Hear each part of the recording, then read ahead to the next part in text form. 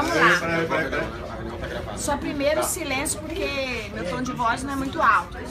Vamos lá. Como nós combinamos ontem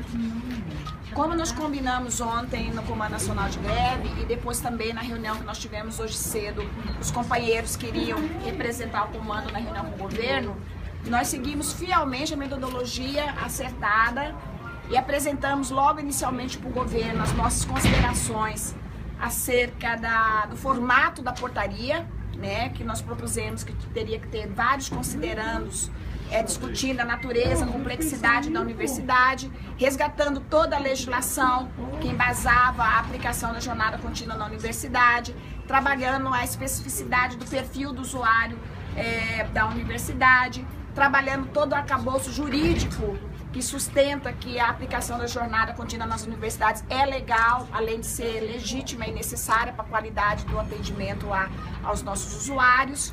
Levantamos todos esses aspectos e colocamos que, na nossa opinião, a portaria deveria ter vários considerandos para subsidiar o debate na base das universidades, principalmente naquelas instituições onde os reitores resistem ao debate sobre a jornada contínua.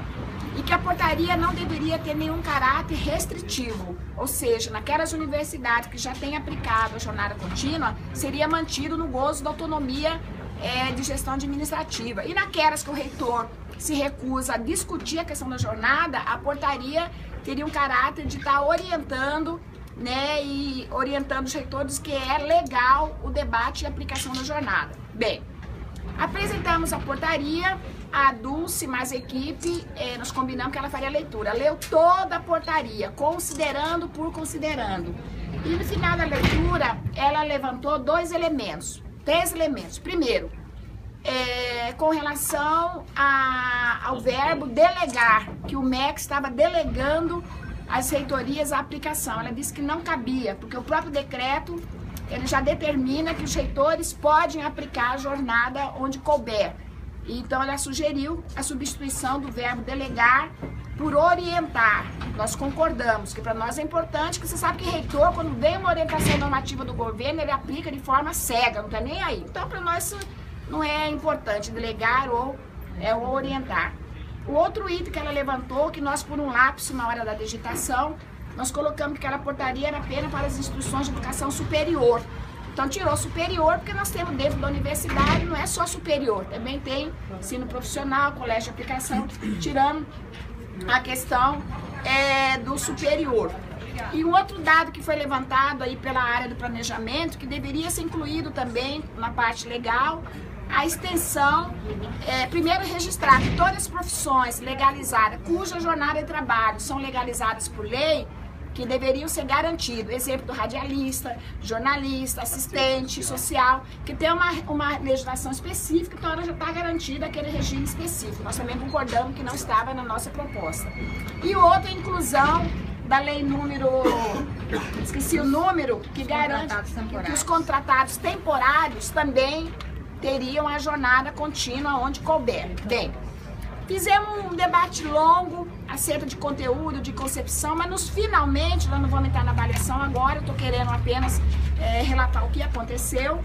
Nós pedimos um tempo para a gente discutir isso à bancada, eles saíram, e o encaminhamento foi o seguinte, que vai ser apresentado, talvez ainda na segunda-feira, uma proposta de redação. Como nós apresentamos 2 folhas de considerando, os considerandos vão entrar na exposição de motivos, para a portaria ser mais enxuta. Os considerandos que vai estar na portaria vai se referenciar mais a parte do arcabouço legal, isso que eu falei aqui para vocês, né? E o resolve lá, eles concordaram com o texto que nós propusemos do resolve. E o que é o texto que a gente propôs do resolve? Que os reitores poderão aplicar a jornada contínua com turnos interruptos de acordo com a legislação. Ponto.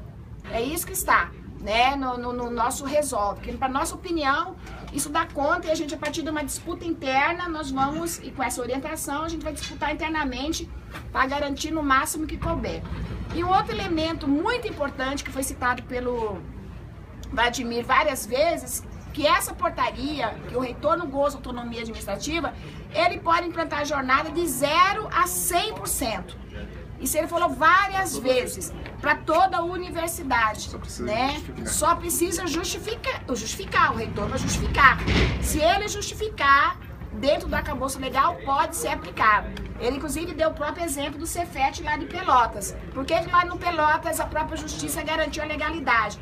Porque o reitor, foi iniciativa do reitor, e ele justificou porque aquele setor, aquela atividade A, B ou C, aquele setor A, B, C, cabia jornada interrupta. Então, com essa portaria, a partir da nossa correlação interna, a gente pode, inclusive, estender para todos os setores, não tem nada que impeça.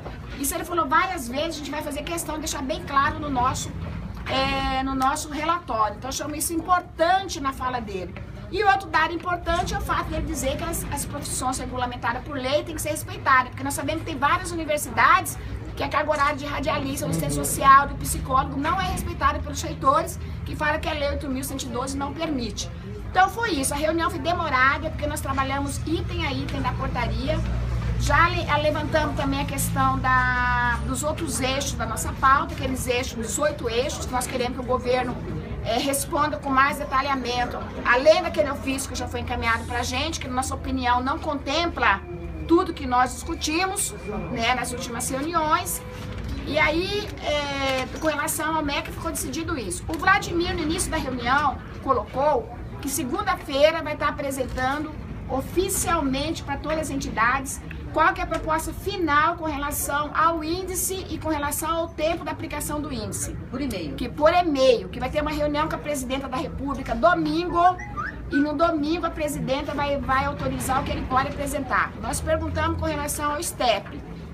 Ele disse que inclusive o STEP também vai ser discutido com a presidenta, que o ministro do Planejamento vai estar encaminhando essa demanda à presidenta. Nós perguntamos de novo.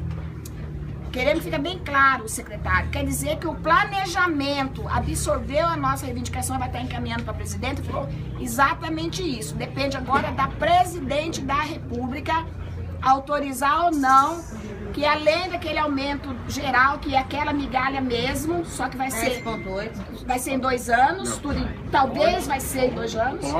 Pode ser. Se a presidente autorizar, né, eles vão apresentar. Ele disse o seguinte, a maioria absoluta das entidades não aceitaram os 4 anos. Então eles vão apresentar para a presidenta a possibilidade de ser em 2 anos, né? E no nosso caso, além dos 2 anos, STEP. Como no caso da FENASP, por exemplo, ele falou que além do reajuste linear, tem a questão das gratificações, a incorporação, aquela coisa, caso da aposentadoria, né? Então, segunda-feira, nós vamos receber oficialmente esse documento. E ele disse que até quarta-feira vai começar a reunião com as entidades para dar a resposta final, porque dia 31 ele fecha. Quem fez acordo até o dia 31 entra, quem não fez fica fora. E aí, o que acontece? Na quarta-feira, ele vai priorizar a FASUBRA e a FENASP, que são as suas entidades em greve. Então, finalmente, na reunião foi isso. Nós pedimos uma reunião nossa com o MEC na segunda-feira para discutir a pauta do MEC. E nós saímos com uma indicação, porque a Dulce ainda vai confirmar, talvez a reunião seja segunda-feira à noite, para fechar a nossa pauta com o MEC. É isso, companheiros. Posso dar um complemento? Sim, por favor. Olha só para vocês entenderem um pouco a lógica, para explicar para a base direitinho. Qual é o nosso objetivo central na mesa das 30 horas? O nosso objetivo central, inicialmente, era acordar com o governo 30 horas para todos. O problema é que o governo e o MBOG é contra. Eles não têm acordo com isso. Então ontem nós fizemos uma discussão no comando, né, e fizemos o seguinte: ao governo ser contra a aplicação das 30 horas para todos, acordado aqui na Mesa Nacional de Negociação, nós temos que conseguir pelo menos uma portaria que melhore as condições de negociação entre os sindicatos e as reitorias. Porque o reitor ele tem poder de negociar e implementar as 30 horas, de tirar e de colocar. Então, qual é o sentido dessa portaria que a lei do informe aqui nosso? Que facilite essa negociação na base. Que o governo diz, acolheu todas as nossas proposições, que vai desde aplicar o decreto né, na íntegra o decreto, e nada mais do que isso, as profissões regulamentadas, que seja para as instituições federais de ensino, não só superior. Eles acataram isso, mas vão responder. E vão responder de acordo com que, se tem acordo com isso, se não tem, podem colocar alguma outra coisa ou não. Então nós não fechamos nada aqui hoje. Vai ter uma próxima reunião sobre isso. Essa reunião vai ser quando? A Dulce pediu um tempo para marcar a reunião. Nós insistimos muito que a reunião fosse segunda-feira. Podia ser até à noite. Por que segunda-feira? Para dar tempo da gente ter tanto a proposta por escrito, que envolve o índice, como também o pacote que envolve a pauta específica da FASUBRA. Para quê? Para que terça e quarta-feira as assembleias já possam ter isso para poder discutir e deliberar se tem acordo, se não tem acordo. E a gente tem uma posição essa semana se a gente tem acordo, se a gente não tem acordo, se a greve continua, se a greve não continua. Então, eles vão nos dar uma resposta agora segunda-feira.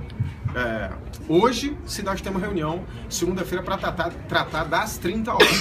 Toda a pauta do MEC. E toda a pauta que envolve a pauta específica da FASUBRA. Nós insistimos que segunda-feira tinha que ser importante isso, senão não vamos ter tempo das assembleias tranquilamente fazer um debate, né, sobre o conteúdo da proposta do governo.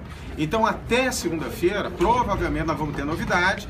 E aí, o que é importante a gente fazer? Orientar as nossas bases, marcar as assembleias na terça e na quarta-feira para a gente poder... Preferencialmente terça. Preferencialmente terça-feira. Prioritariamente terça-feira. Então, esse é um complemento importante. Mas no comando a gente avalia tudo isso, gente. Tem reunião do comando hoje, né? Tiver mais Vamos um combinar o complemento. horário do comando, porque assim, ó, nós precisamos conversar nos grupos.